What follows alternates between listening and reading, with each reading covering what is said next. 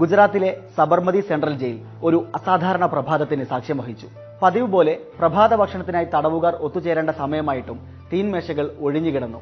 ആകെയുള്ള 3000-ൽ പരം തടവുകാരിൽ 2000-ഓളം പേർ ഭക്ഷണം ഉപേക്ഷിച്ച് നിരാഹാര സമരം പ്രഖ്യാപിച്ചിരിക്കുകയായിരുന്നു. ജയിൽ ജീവനക്കാരുടെ അനുനയ ശ്രമങ്ങൾ ഫലം കാണാതായപ്പോൾ ഏതാനും ഉന്നത ഉദ്യോഗസ്ഥർ സ്ഥലത്തെത്തി. എങ്കിലും സമരം അവസാനിച്ചില്ല. ഏറെ വൈകിയിട്ടും തങ്ങളുടെ ആവശ്യം പരിഗണിക്കപ്പെടുന്നില്ലെന്ന് കണ്ട തടവുകാരിൽ 6 പേർ കയ്യിലെ ഞരമ്പ് മുറിച്ച് ആത്മഹത്യക്ക് ശ്രമിച്ചു. അതോടെ അധികൃതരുടെ നിയന്ത്രണത്തിനും അപ്പുറത്തായി കാര്യങ്ങൾ. സബർമതി സെൻട്രൽ ജയിലിലെ തടവുകാരെ ഇത്രയേറെ പ്രകോപിപ്പിച്ചത് അതിന്റെ 2 മാസം മുന്നേ മാത്രം ജോലിയിൽ പ്രവേശിച്ച അവരുടെ ജയിൽ സൂപ്രണ്ടിന് അപ്രതീക്ഷിതമായി ലഭിച്ച സ്ഥലം മാറ്റ ഉത്തരവായിരുന്നു. തടവ് പുള്ളികളോട് പരിധിയിൽ കവിഞ്ഞ് പരിഗണന കാണിക്കുകയും സൗഹൃദം പുലർത്തുകയും ചെയ്തു എന്ന കാരണം കാണിച്ചായിരുന്നു ജയിൽ സൂപ്രണ്ടിനെ സ്ഥലം മാറ്റാനുള്ള സർക്കാർ തീരുമാനം. ഗുജറാത്ത് സർക്കാരിന്റെ ആ തീരുമാനത്തെ സാധ്യമായ എല്ലാ മാർഗങ്ങളും ഉപയോഗിച്ച് അവർ പ്രതിരോധിച്ചു. ഇക്കാര്യം ഉന്നയിച്ച് അവരിൽ ചിലർ ഹൈക്കോടതിയിൽ ഹർജി സമർപ്പിക്കുക വരെ ചെയ്തു. തടവുകാർക്കും അവകാശങ്ങളുണ്ടെന്നും അവരും മനുഷ്യരാണെന്നും കണക്കാക്കിയ ആ സൂപ്രണ്ടിനെ ജയിലിലെ അന്തേവാസികൾ അവരുടെ ദൈവമായിരുന്നു കണ്ടിരുന്നത്. ജോലി ആരംഭിച്ച് ചുരുങ്ങിയ കാലയളവിനുള്ളിൽ തന്നെ ആ ജയിൽ സൂപ്രണ്ട് തടവുകാർക്കിടയിൽ പൊതുസമ്മതനായി മാറാൻ പലവിധ കാരണങ്ങളുണ്ടായിരുന്നു. കാലങ്ങളായി പിന്തുടർന്നു പോന്നിരുന്ന നിലവാരം കുറഞ്ഞ ഭക്ഷണ രീതികൾ അദ്ദേഹം പാടെ മാറ്റി. തടവുകാർക്ക് മെച്ചപ്പെട്ട ഭക്ഷണം എത്തിച്ചു. കാഴ്ചയില്ലാത്തവർക്ക് കണ്ണടകൾ നൽകി. വായിക്കാൻ പുസ്തകങ്ങൾ എത്തിച്ചു കൊടുത്തു. ജയിൽ ഉൽപ്പന്നങ്ങളിൽ നിന്ന് ലഭിക്കുന്ന ലാഭം പൂർണ്ണമായും തടവുകാരുടെ ക്ഷേമത്തിനായി ചിലവഴിക്കുന്ന പദ്ധതിയും അയാൾ അക്കാലയളവിൽ ആസൂത്രണം ചെയ്തു. ഈ ക്ഷേമ പദ്ധതികൾ നടപ്പിൽ വരുന്നതുവരെയെങ്കിലും തങ്ങൾക്ക് ആ ജയിൽ സൂപ്രണ്ടിനെ വേണമെന്ന തടവുകാരുടെ മുറവിളി അന്നത്തെ സംസ്ഥാന സർക്കാരിന്റെ കടുംപിടുത്തത്തിൽ മുങ്ങിപ്പോയി. വർഷങ്ങൾ ഏറെ പിന്നിട്ടു. ഭട്ട് സാഹിബിനെ തിരികെ കൊണ്ടുവരൂ എന്ന സബർമതിയിലെ ആ പഴയ മുദ്രാവാക്യം ഇന്ന് ഏറ്റുവിളിക്കുന്നത് ഇന്ത്യ ഒട്ടാകെയാണ്. അന്നത്തെ ജയിൽ സൂപ്രണ്ടായ ഭട്ട് സാഹിബിന് വേണ്ടി കഴിഞ്ഞ 2 വർഷത്തോളമായി രാജ്യമാസകലമുള്ള മനുഷ്യാവകാശ പ്രവർത്തകരും സാമൂഹ്യ പ്രവർത്തകരും വിശ്രമമില്ലാതെ ശബ്ദമുയർത്തിക്കൊണ്ടിരിക്കുന്നു.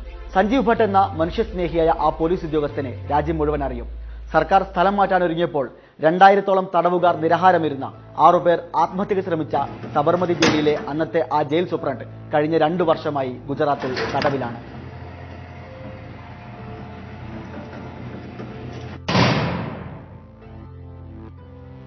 സംഘപരിവാറിന്റെയും മോദി സർക്കാരിന്റെയും കടുത്ത വിമർശകൻ, ഗുജറാത്ത് വംശഹത്യയിൽ നരേന്ദ്രമോദിയുടെ പങ്കിനെക്കുറിച്ച് ലോകത്തോട് തുറന്നു പറഞ്ഞ, കോടതിയിൽ സത്യവാങ്മൂലം നൽകിയ ഗുജറാത്തിലെ മുൻ IPS ഉദ്യോഗസ്ഥൻ, കേന്ദ്ര സർക്കാരിന്റെയും BJPയുടെയും ജനവിരുദ്ധ നയങ്ങളെ സമൂഹ മാധ്യമങ്ങളിൽ നിരന്തരമായി വിമർശിച്ചിരുന്ന സാമൂഹ്യ രാഷ്ട്രീയ നിരീക്ഷകൻ, തുടരെ പ്രതികാര നടപടികൾ നേരിടുകയും ജോലി നഷ്ടപ്പെടുകയും ചെയ്തിട്ടും ഒറ്റയാൾ പോരാട്ടം തുടർന്നയാൾ. 30 വർഷം മുമ്പ് നടന്ന ഒരു സംഭവത്തിന്റെ പേരിൽ കഴിഞ്ഞ 2 വർഷത്തിലധികമായി ജാമ്യം പോലും നിഷേധിക്കപ്പെട്ട് അനിശ്ചിതകാല തടവിൽ കഴിയുന്ന സഞ്ജീവ് ഭട്ടിന് നിരവധി വിശേഷണങ്ങളുണ്ട്. നീതി നിഷേധത്തിനെതിരെ സത്യസന്ധമായ നിലപാടുകൾ സ്വീകരിച്ചതിന്റെ പേരിൽ രാഷ്ട്രീയ പകപോക്കലിന് നിരന്തരം ഇരയായ ആ ധീരനായ പോലീസ് ഓഫീസറുടെ ജീവിതം സംഭവബഹുലമാണ്. മുംബൈ IITയിൽ നിന്നും M.Tech ബിരുദം നേടിയതിനു ശേഷം 1988-ലാണ് സഞ്ജീവ് ഭട്ട് ഇന്ത്യൻ പോലീസ് സർവീസിലെത്തുന്നത്. ഗുജറാത്ത് കേഡറിലായിരുന്നു നിയമനം. സർവീസിന്റെ ആദ്യകാലത്ത് ജാംനഗർ പോലീസ് സ്റ്റേഷനിൽ ജോലി ചെയ്തിരുന്നപ്പോൾ സംഭവിച്ച ഒരു കേസിന്റെ പേരിലാണ് ഇന്ന് അദ്ദേഹം ജീവപര്യന്തം തടവ് ശിക്ഷ അനുഭവിക്കുന്നത്. 30 വർഷങ്ങൾക്കിപ്പുറം പൊടുന്നനെ ഈ കേസ് പരിഗണനയിൽ വരാനും ദ്രുതഗതിയിൽ നടപടികളുണ്ടാകാനും വഴിയൊരുക്കിയത് സഞ്ജീവ് ഭട്ടും രാജ്യത്തെ BJP നേതൃത്വവും തമ്മിലുള്ള രൂക്ഷമായ അഭിപ്രായ ഭിന്നതകളാണെന്നത് ഏവർക്കും അറിയുന്ന കാര്യമാണ്. 2011-ലാണ് സഞ്ജീവ് ഭട്ട് എന്ന പോലീസ് ഉദ്യോഗസ്ഥൻ നരേന്ദ്രമോദിക്കും BJP സർക്കാരിനും പരസ്യമായ വെല്ലുവിളിയായി മാറി തുടങ്ങിയത്. രാജ്യത്തെ നടുക്കിയ 2002-ലെ ഗോദ്ര തീവെപ്പിലും തുടർന്നുണ്ടായ ഗുജറാത്ത് വംശഹത്യയിലും അന്നത്തെ ഗുജറാത്ത് മുഖ്യമന്ത്രിയായിരുന്ന നരേന്ദ്രമോദിക്കുള്ള പങ്ക് വ്യക്തമാക്കുന്ന സത്യവാങ്മൂലം ഭട്ട് സുപ്രീം കോടതിയിൽ സമർപ്പിച്ചത് 2011 ഏപ്രിൽ 14-നാണ്.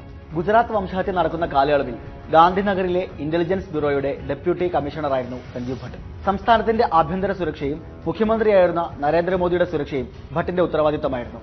2002 ഫെബ്രുവരി 27-നാണ് ഗോദ്രയിൽ തീവെപ്പ് സംഭവം നടക്കുന്നത്. അന്ന് രാവിലെ ഗോദ്ര റെയിൽവേ സ്റ്റേഷനിൽ തീ കൊളുത്തപ്പെട്ട സബർമതി എക്സ്പ്രസിൽ 59 ഹിന്ദു തീർത്ഥാടകരാണ് ജീവനോടെ ദണ്ഡാമാർന്നത്. തീവെപ്പിന് പിറകിൽ മുസ്ലിം മതവിശ്വാസികളായ പ്രതിഷേധക്കാരാണെന്ന് തീവ്ര ഹിന്ദു സംഘടനകൾ പ്രചരണം ആരംഭിച്ചു. രാജ്യം കണ്ട ഏറ്റവും ക്രൂരമായ വംശഹത്യാ പരമ്പരയായിരുന്നു ഇതിന് പിന്നാലെ അരങ്ങേറിയത്. വിഷയത്തിൽ സഞ്ജീവ് ഭട്ട് ഉന്നയിച്ച ഗുരുതരമായ ആരോപണങ്ങൾ ഗുജറാത്തിനെ മാത്രമല്ല ഇന്ത്യയൊട്ടാകെ അക്ഷരാർത്ഥത്തിൽ ഇളക്കിമറിച്ചു. ഗോദ്ര തീവെപ്പിന് തൊട്ടു പിന്നാലെ മുഖ്യമന്ത്രി നരേന്ദ്രമോദി സംസ്ഥാനത്തെ ഉന്നത പോലീസ് ഉദ്യോഗസ്ഥരുടെ യോഗം വിളിച്ചു ചേർക്കുകയും വർഗീയ ആക്രമണങ്ങൾക്കെതിരെ യാതൊരു നടപടിയും കൈക്കൊള്ളാതിരിക്കാൻ നിർദ്ദേശിക്കുകയും ചെയ്തുവെന്നായിരുന്നു സഞ്ജീവ് ഭട്ടിന്റെ വെളിപ്പെടുത്തൽ. ഹിന്ദുക്കളെ അവരുടെ രോഷം തീർക്കാൻ അനുവദിക്കണമെന്നും മുസ്ലിങ്ങളെ പാഠം പഠിപ്പിക്കണമെന്നും മോദി അന്നത്തെ യോഗത്തിൽ ആവശ്യപ്പെട്ടിരുന്നു.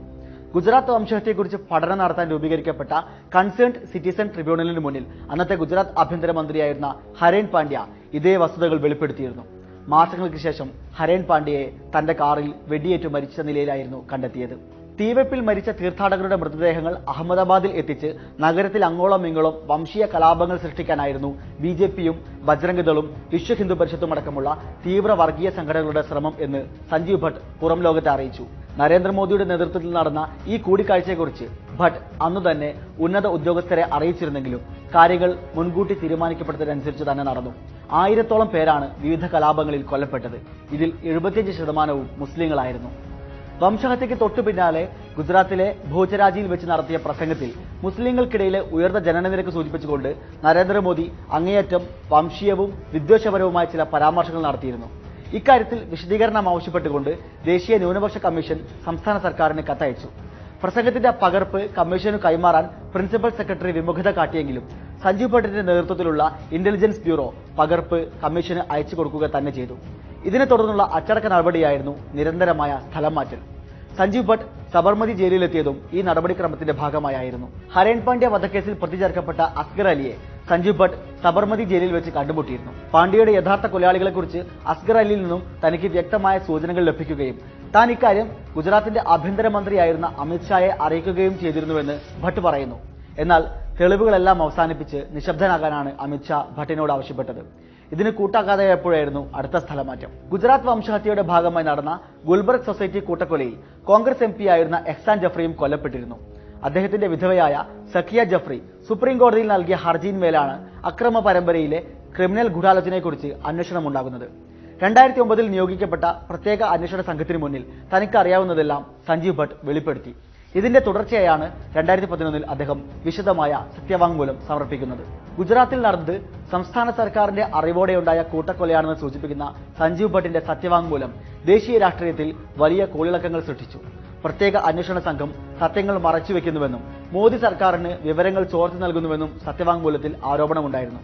2009 നൽകിയ മൊഴിയിൽ ഭട്ട് ഉറച്ചുനിന്നെങ്കിലും അന്വേഷണ ഉദ്യോഗസ്ഥർ ഇക്കാര്യം നിഷേധിക്കുകയാണ് ചെയ്തത്. ഗോദ്ര തീവെയ്പ് നടന്ന ദിവസം മുഖ്യമന്ത്രി വിളിച്ചു ചേർത്ത യോഗത്തിൽ സഞ്ജീവ് ഭട്ട് പങ്കെടുത്തതായി തെളിവില്ലെന്ന് അന്വേഷണ സംഘം വാദിച്ചു.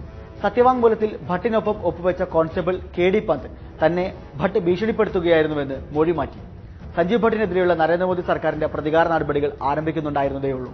പ്രത്യേക അന്വേഷണ സംഘത്തിന്റെ റിപ്പോർട്ട് പരിശോധിച്ച സുപ്രീം കോടതി ഭട്ടിന്റെ ആരോപണങ്ങൾ അടിസ്ഥാനരഹിതവും തെറ്റായതുമാണെന്ന് മുദ്രകുത്തി തള്ളി. നരേന്ദ്രമോദിക്ക് ക്ലീൻ ചിറ്റ് നൽകുകയും ചെയ്തു. അവിടം കൊണ്ടു തീർന്നില്ല. 2011 മുതൽ സസ്പെൻഷനിലായിരുന്ന ഭട്ടിനെ 2015 ഓഗസ്റ്റിന് സർവീസിൽ നിന്നും പുറത്താക്കി.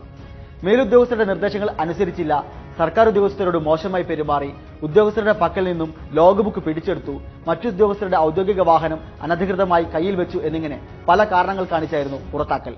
ഇക്കാലത്ത് സമൂഹ മാധ്യമങ്ങളിൽ ഏറെ സജീവമായിരുന്നു ഭട്ട്. കുറുക്കിക്കൊള്ളുന്ന ആരോപണങ്ങളും സർക്കാരിനെതിരെയുള്ള ട്രോളുകളുമായി ഭട്ട് സമൂഹ മാധ്യമങ്ങളിൽ നിറഞ്ഞു നിന്നു. സഞ്ജീവ് ഭട്ടിനെതിരായി മോദിയും കൂട്ടരും ഒരുക്കിയ കുരുക്ക് അപ്പോഴേക്കും മുറുകി തുടങ്ങിയിരുന്നു. 30 വർഷങ്ങൾക്ക് മുമ്പ് 1990 ജാംനഗറിലെ അസിസ്റ്റന്റ് പോലീസ് സൂപ്രണ്ടായി ജോലി നോക്കിയിരുന്നപ്പോൾ ഭട്ടിനെതിരായി ഒരു കസ്റ്റഡി മരണക്കേസ് നിലനിന്നിരുന്നു. നഗരത്തിൽ പൊട്ടിപ്പുറപ്പെട്ട വർഗീയ കലാപം അമർച്ച ചെയ്യാനായി 150ഓളം പേരെ അന്ന് ഭട്ടിന്റെ നേതൃത്വത്തിലുള്ള സംഘം കസ്റ്റഡിയിലെടുത്തിരുന്നു. അവരിൽ ഒരാളായ പ്രഭുദാസ് വൈഷ്ണാനെ കസ്റ്റഡിയിൽ നിന്നും പുറത്തിറങ്ങി ദിവസങ്ങൾക്ക് ശേഷം കിഡ്നി രോഗം ബാധിച്ച് മരിച്ചു.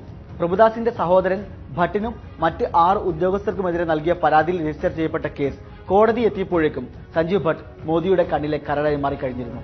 അക്കൂട്ടത്തിൽ കോടതിയിലെത്തിയ മറ്റെല്ലാ കസ്റ്റഡി മരണ കേസുകളും ഒത്തുതീർപ്പിലെത്തിച്ച ഗുജറാത്ത് സർക്കാർ ഭട്ടിന്റെ കേസ് മാത്രം ആളിക്കത്തിച്ചു. ഇതിനൊപ്പം 1996 ബനാസ്കാന്തയിൽ വെച്ച് ഒരു അഭിഭാഷകനെ മയക്കുമരുന്ന് കേസിൽ കുടുക്കി എന്ന ആരോപണവും ഭട്ട് നേരിടുന്നുണ്ടായിരുന്നു. 22 വർഷങ്ങൾക്ക് ശേഷം 2018 ഈ കേസിൽ ഭട്ടിനെ ഗുജറാത്ത് CID അറസ്റ്റ് ചെയ്തു. 1 വർഷത്തോളം ജാമ്യം പോലും ലഭിക്കാതെ ഭട്ട് വിചാരണ തടവ് നേരിട്ടു. അറസ്റ്റിന് ശേഷം കുടുംബാംഗങ്ങളെ കാണാനോ പുറം ലോകവുമായി ബന്ധപ്പെടാനോ ഭട്ടിന് അനുവാദമുണ്ടായിരുന്നില്ല. സഞ്ജീവ് ഭട്ടിന്റെ സമൂഹ മാധ്യമ അക്കൗണ്ടുകളിലൂടെ പൊതുജനങ്ങളുമായി സംവദിച്ചിരുന്ന ഭാര്യ ശ്വേത ഭട്ടിനെ അപകടത്തിൽപ്പെടുത്താനുള്ള ശ്രമങ്ങൾ പോലും ഉണ്ടായി. സഞ്ജീവ് ഭട്ട് എവിടെ എന്ന ചോദ്യം കാലങ്ങളോളം ശ്വേതയും ഒപ്പം ഭട്ടിന്റെ അഭ്യുദയകാംക്ഷികളും ചോദിച്ചുകൊണ്ടേയിരുന്നു. ഒടുവിൽ 2019 ജൂണിൽ ഭട്ടിനെ കസ്റ്റഡി മരണക്കേസിൽ ജീവപര്യന്തം തടവിന് ശിക്ഷിച്ചു. 2 വർഷക്കാലമായി തടവറയ്ക്കുള്ളിലാണ് സഞ്ജീവ് ഭട്ട്. ഇന്ത്യയിലെ ഫാസിസ്റ്റ് രാഷ്ട്രീയം രാജ്യത്തിന്റെ അധികാരത്തിലേറുന്നതിനു മുമ്പ് അതിന്റെ പരീക്ഷണശാലയായി കണക്കാക്കിയ ഗുജറാത്തിൽ അരങ്ങേറിയ രാജ്യത്തിന്റെ ചരിത്രത്തിലെ ഏറ്റവും ഭീകരമായ കൂട്ടക്കൊലയ്ക്ക് പിന്നിൽ പ്രവർത്തിച്ചവരെക്കുറിച്ച് ലോകത്തോട് വിളിച്ചു പറഞ്ഞ നീതിമാനായ ഒരു ഉദ്യോഗസ്ഥൻ അയാൾ കാണിച്ച സത്യസന്ധതയ്ക്കും ധീരതയ്ക്കും പകരമായി തടവറയിൽ സ്വന്തം ജീവിതവും ജീവനും വില കൊടുത്തുകൊണ്ടിരിക്കുകയാണ്. വസ്തുതാപരമായ മാധ്യമ പ്രവർത്തനത്തിലാണ് ഡൂൾ ന്യൂസ് വിശ്വസിക്കുന്നത്. ഈ ഉദ്യമം ഇതുപോലെ തുടരാൻ കൂടുതൽ മികവുറ്റതാക്കാൻ ഞങ്ങൾ നിങ്ങളുടെ പിന്തുണ ആവശ്യപ്പെടുകയാണ്. ഡൂൾ ന്യൂസ് വെബ്സൈറ്റിലുള്ള സപ്പോർട്ട് ഡൂൾ ന്യൂസ് ബട്ടണിലൂടെ 5 വ്യത്യസ്ത സ്കീം വഴി നിങ്ങൾക്ക് ഞങ്ങളെ സാമ്പത്തികമായി സഹായിക്കാൻ സാധിക്കും. നിങ്ങൾ നൽകുന്ന ചെറുതും വലുതുമായ തുകകൾ ഡൂൾ ന്യൂസിന്റെ ഭാവിയെ മാത്രമല്ല, ഈ ജനാധിപത്യ സമൂഹത്തിന്റെ മുന്നോട്ടു പോക്കിനെ കൂടി ശക്തിപ്പെടുത്തുമെന്ന് ഞങ്ങൾ വിശ്വസിക്കുന്നു.